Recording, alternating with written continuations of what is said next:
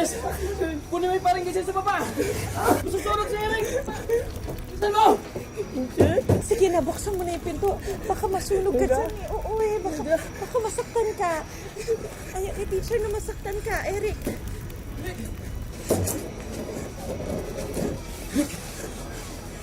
Dito mo na, teacher.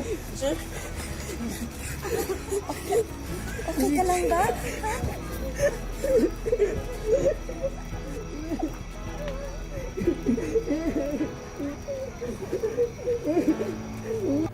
Pasensya ka na. Alam mo naman na ikaw lang ang pinapakinggan ng batang yun. Walang anuman ho yun. Siya nga pala, Nay, ngayon pa lang ho, sasabihan ko na kayo magpapaalam na po ako. Ha? Bakit? Sa susunod ho na linggo, iba na ho magtuturo kay Eric. Lilipat na ho kasi ako sa correctional eh. May pagkakataon kasing turuan ko yung mga nare-rehabilitate sa kanilang institusyon. Ha? Naku, sigurado ka, Tits? Halang ang mga bituka ng mga yun. Matututo pa ba ang mga yun? Kung ma-rape ka doon, manakawan, ma-hostage, dito ka na lang. Mas kailangan ka namin dito. Tsaka, kakayanin mo ba yun?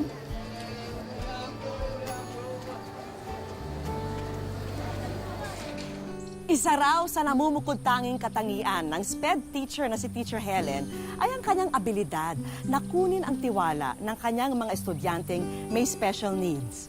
Ngunit ang mundong ito na kanyang nakasanayan na magbabago nang tanggapin niya ang hamon na magturo sa bilangguan. Ito na kaya ang pinakamatinding leksyon na kanyang haharapin? Saksihan po natin ang paghihirap na pagdaraanan ni Teacher Helen sa loob ng piitan. Ako po si Vicky Morales at ito po ang Wish Ko Lang.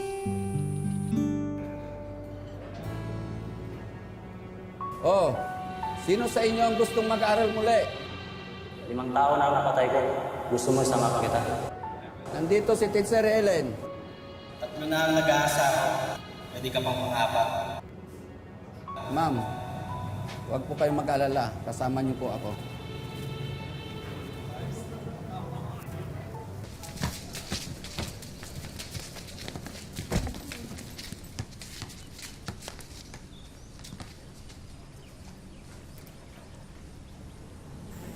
Magandang hapon sa inyong lahat.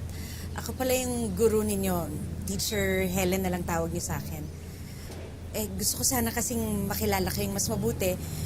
Sinong gustong magsimulang magpakilala? Ako nga po pala si Redentor, 46, double murder. 30 taon na ako nakakulong. Ako po pala si Bentong, 37 taong gulang. Nang rape, 5 taon nang nakakulong. Itay na yan! Baka gusto mong... Tama na yan. Ikaw naman, Ma'am, ako nga po pala si Pinyong, alias Mr. Pogi. Paratang nila sa akin, Achay Killer. Magaling ka sa pangingitnap.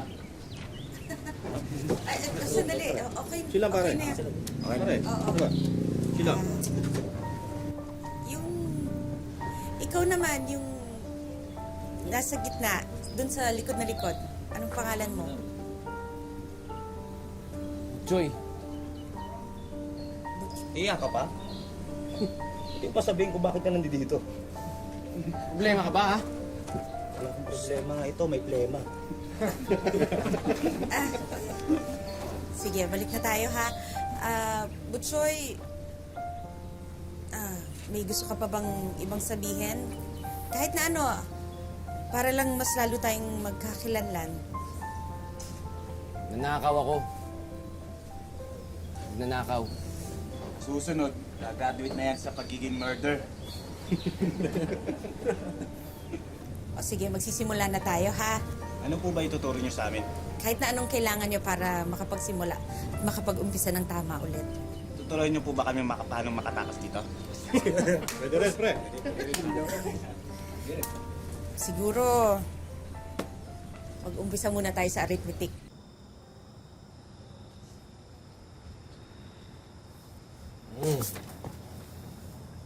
Ikaw naman kasi, kinuha-kuha mo pa yung assignment na yan. Yan, tuloy. Hanggang dito sa bahay, dinadala mo yung mga problema sa trabaho.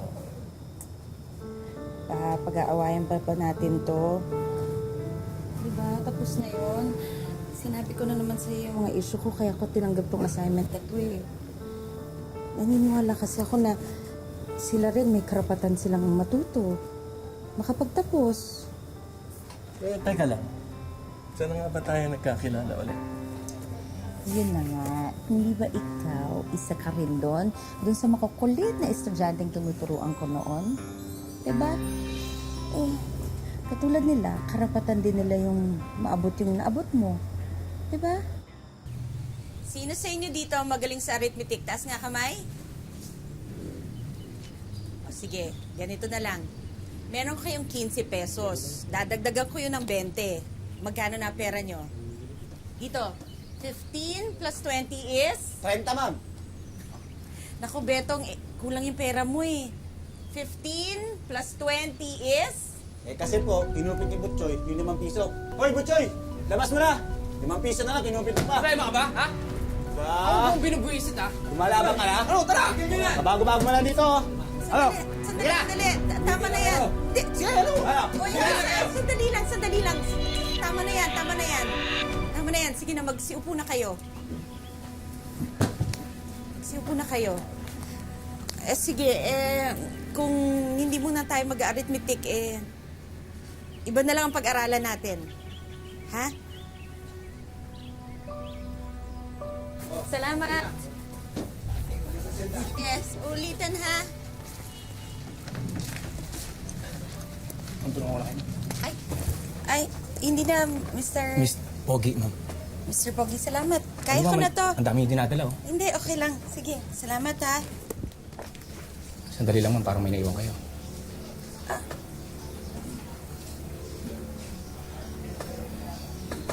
Ang alam niyo, kahit matanda na kayo,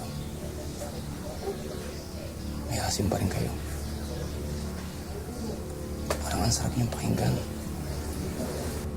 Parang kahit saan kayo magpunta, bubuhatin mo kayo, ma'am. Ihatid ko kayo kahit saan.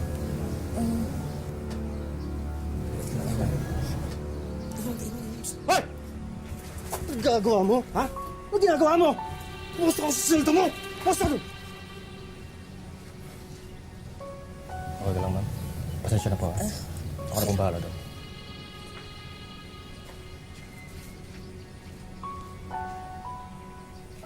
Chong, ano? Tuloy na plano? Baka naman oras ka na kayo, DJ. Olats?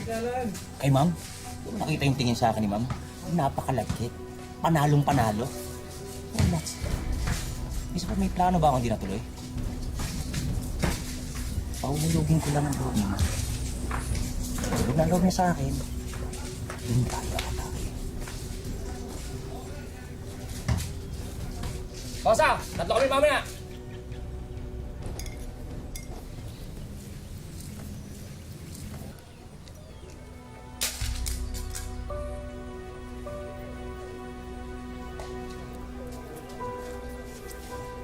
Problema ka ba? Ikaw, ano problema mo? Hindi nang babastos ka eh. No, Ano nangyari, ha? Ano? Tara, suntukan na lang. Suntukan. Tataya na lang! Oh, 5 sigarilyo. tapos na ako 5 sigarilyo. Dito ako na isa. Dalawa sa'yo. Oh, sige. Yapot mo na. Kosa, tatlo sa'yo, ha?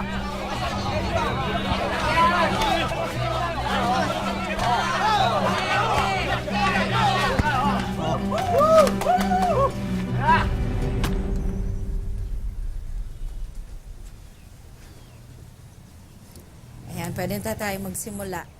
Binasa niyo ba yung binigay ko sa inyo kahapon?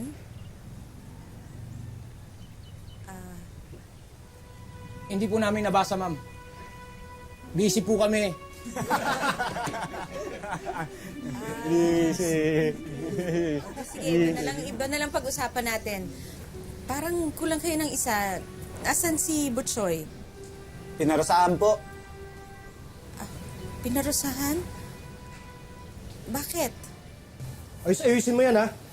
Gusto ko nakikita ko ang pagmumukha ko sa mga talis na yan, ha? Ayusin mo, ha? Masyado kang maangas, eh. Butchoy?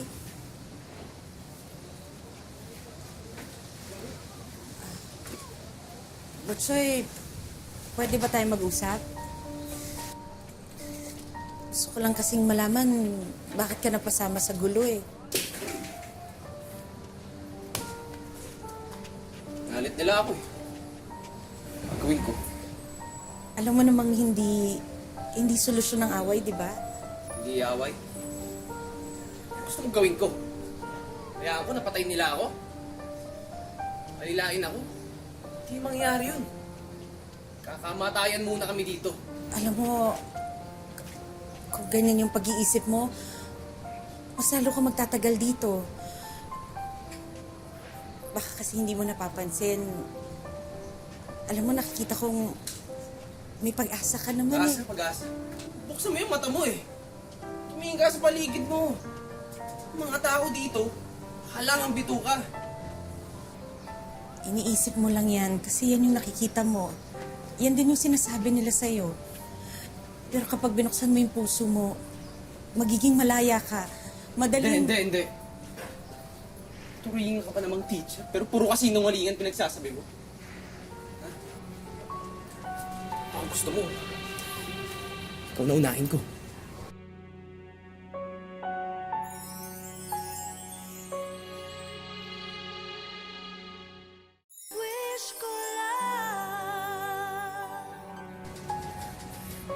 Kayo ko sa lahat yung makulit eh. But Troy, hindi lahat nadadaan sa dahas. Dito, lahat nagtatapos sa dahas. Ha? Troy, akin na yan. Huwag mong hayaang galit ang magpairal sa'yo. Hindi galit. Ha? Ano ba kung ano nangyari sa akin?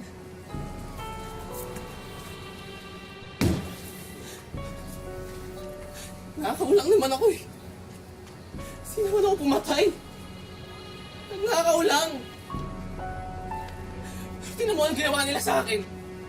Sinapo nila ako dito kasama ng mga demonyong yan. Alam mo, buti na pumatay na rin ako para magsama-sama na kami dito sa pertong to. Troy, yung impyernong sinasabi mo, nasa utak mo lang yan eh. Sino ka ba para paniwalaan ko? Ha? Mga alam mo sa buhay ko. Hindi ako maniniwala sa'yo. Hindi man kita kilala. Pero nakikita ko yung mga pangarap mo. Sinungaling! Sinungaling ka! Hindi naman ako nagsisinungaling. Alam mo ba, ang asawa ko, dati rin katulad mo. Kaya naniniwala ako na meron pa kayong pag-asang magbago. Hindi totoo yan. Troy.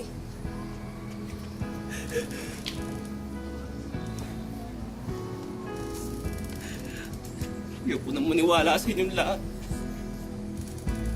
Alam niyo,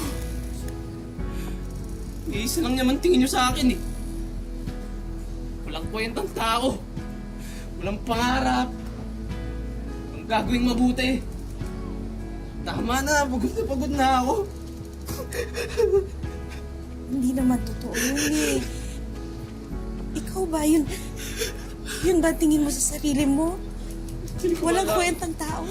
Di ko alam.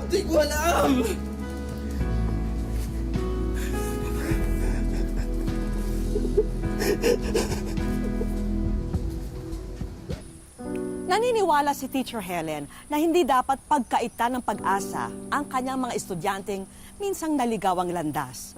At isa na rito ang bagitong si Butchoy, na bagamat puno ng galit at puot ang puso, pilit pa rin siyang ginagabayan ni Teacher Helen upang muling mahanap niya ang tamang daan. Pangalawang klase natin gagawin yung pagpaplano natin. Chong, sigurado ka ba makakatakas tayo sa balak mo? Nagawa na nga yun, di ba? Di ba nakatakas naman sila? Kasama nila yung mga kulang. Pero napatay sila, di ba? Hindi ba naman mga tanga? Foreigner yung stage nila. Kaya dadalhin natin yung picture na to. Hindi na tayo niluluto. Balitaan ko bukas magkakaroon ng gulo sa kabilang dulo. Yung dalawang pangkat. Sa dalawang klase na at gagawin yung pagpupulong natin. Ate, tingin mo. Problema ka?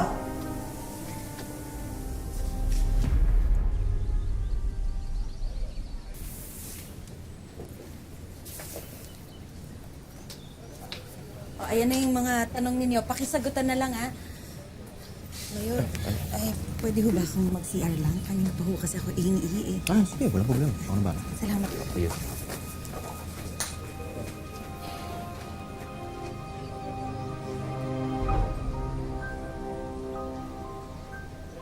Mayor! Oh, Naiiyak kung pwede bang may... ano problema mo? Ha? Kita mo may ginagawa kayo, pwede bang mamaya na yan? Ingin ako, anong gusto niyo dito ako umihi? Sige, subukan mo. Mayor, Sige, bilisan mo! Bilisan mo!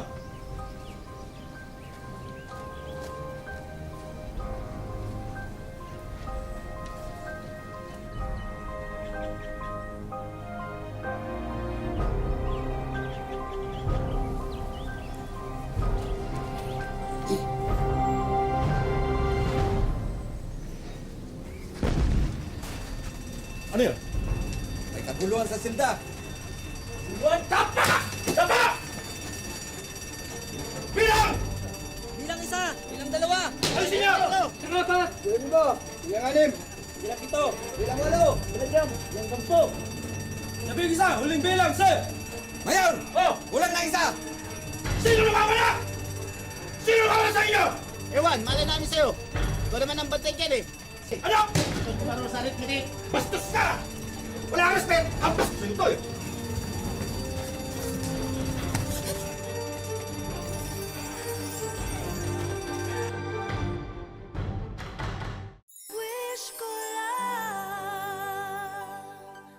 Nakuha man ni Teacher Helen ang tiwala ni Butchoy.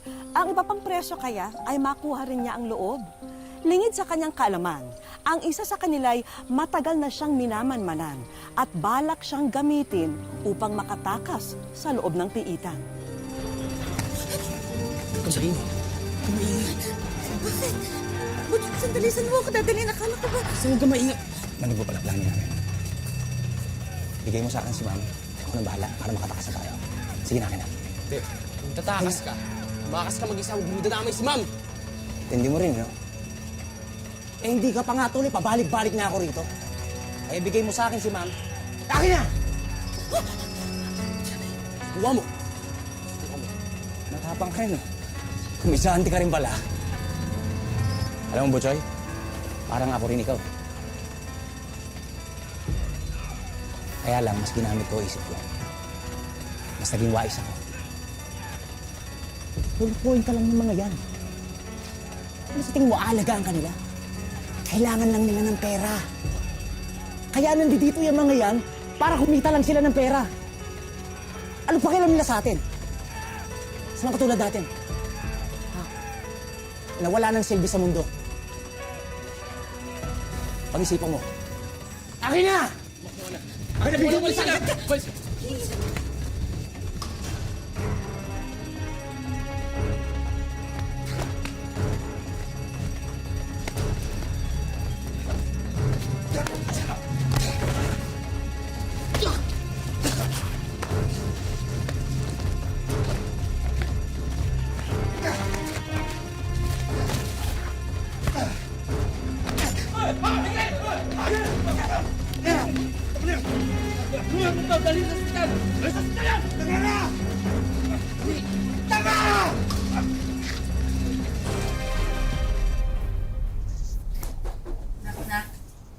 Ay, ma'am, kayo po pala. Pasok po.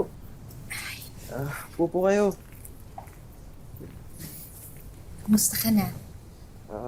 Ito, butas-butas pa rin po. Magpagaling ka kaagad, ha? Alagaan mo yung sarili mo. Oo naman, ma'am. Alam niyo naman pong sumusunod naman po ako sa inyo eh. Salamat pala sa pagligtas mo sa akin, ha? Wala po yun. Ako nga po dapat magpasalamat sa inyo. Binago niyo po ang buhay ko. Anong plano mo pagkalabas mo dito? Siguro hindi ko na lang po ulitin yung mga maling nagawa ko dati. Ngayong natuto na rin po ako. Alam mo, dahil dyan, meron akong sorpresa para sa'yo. Presa po. Alam ko kasi, hindi ka naka-attend ng graduation mo. Kaya ito diploma mo.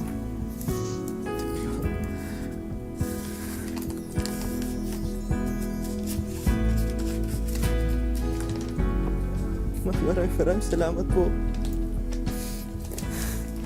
Congratulations. High school graduate ka na. Thank you, Ma'am. Maraming salamat po. Sobrang laking tulong po sa akin ito. Nakagraduate na ng high school si Butchoy, habang si Teacher Helen nadestino naman sa iba uling paaralan. Alam mo, teacher, believe ako sa'yo. Kasi kung ako yan, mag-walkout na ako. Sa kulit ng mga yan, sakit sa ulo eh. Hindi lang naman kailangan pasensya ang pagtuturo sa kanila eh. Kailangan ginagamitan din ng puso. Kaya nga ang first lesson sa pagtuturo, dapat iparamdam mo sa kanila, sa puso nila, na ang hangarin mo talaga ay mapabuti ang buhay nila. Ang hirap naman. Ganyan talaga. Sino ba naman nagsabing madaling maging guro? Okay. Halika na. Sige.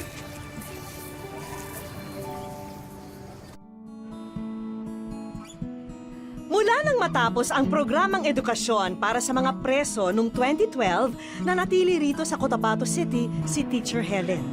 At sa mataas na paaralan naman na ito, sa RH10 matatagpuan ang ating bida na pinagpapatuloy ang kanyang bukasyon.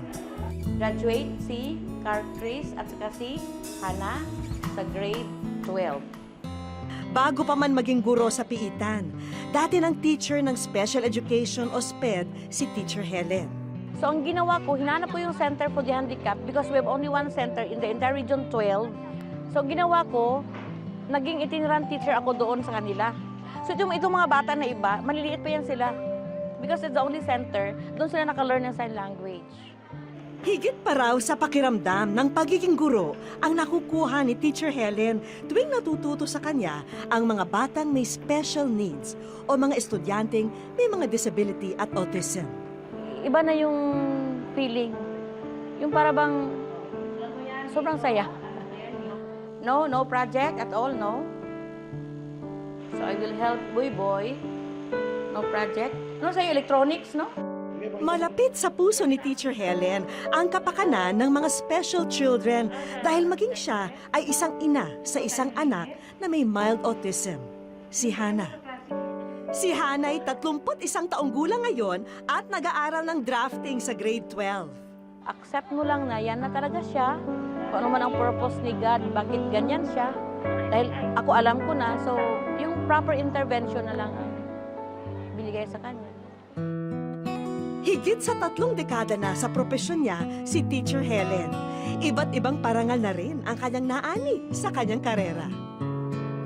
Ang isang quality talaga ng teacher kasi pagturo, kailangan may puso eh.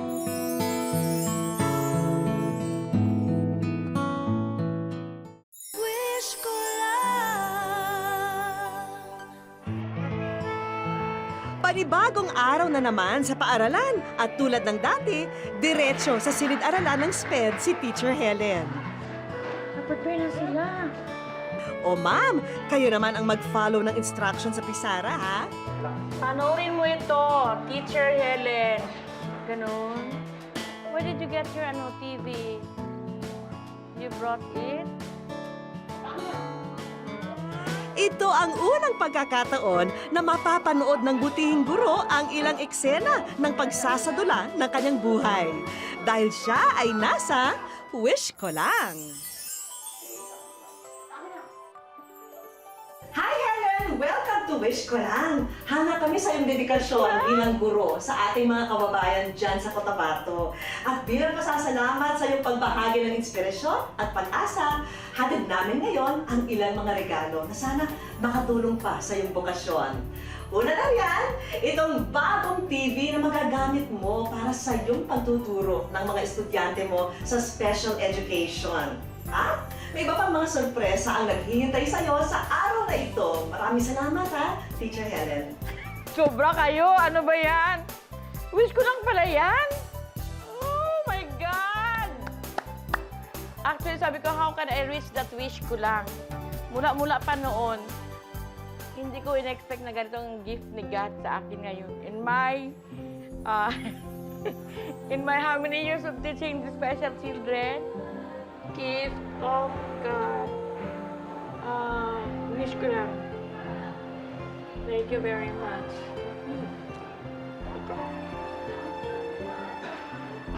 Thank you, God. Maging ang ilan sa mga estudyante ni Ma'am naantig sa sorpresa sa araw na to. Very good gift daw ito. Very good gift. Okay. GMA is only an instrument. Huh? Parang instrument for giving us this. Because all these things come from God.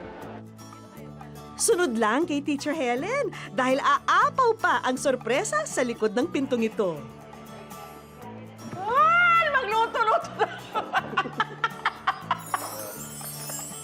Magluto tayo! Very good. Oh my God. Dahil ready na ang school supplies para sa mga mag-aaral ng SPED. Lahat ng ito ay para po sa inyo.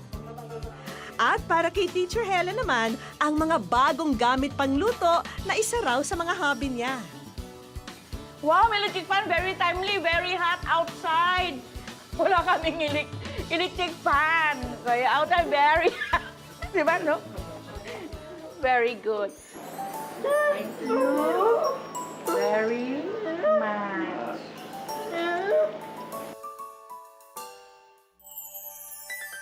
Madalas nakukulong ang ating isipan sa samot-saring karimlan sa tuwing tayo'y naiipit sa matitinding pagsubok.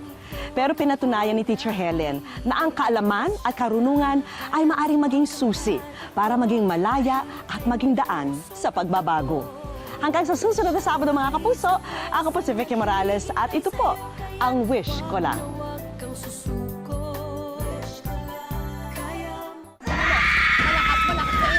Mahal, konti na lang kaya mo yan. Kaya mo yan. Ini mo. Ay, medyo tatay na ako. Bakit hindi ko narinig yung anak ko? Hindi siya umiiyak!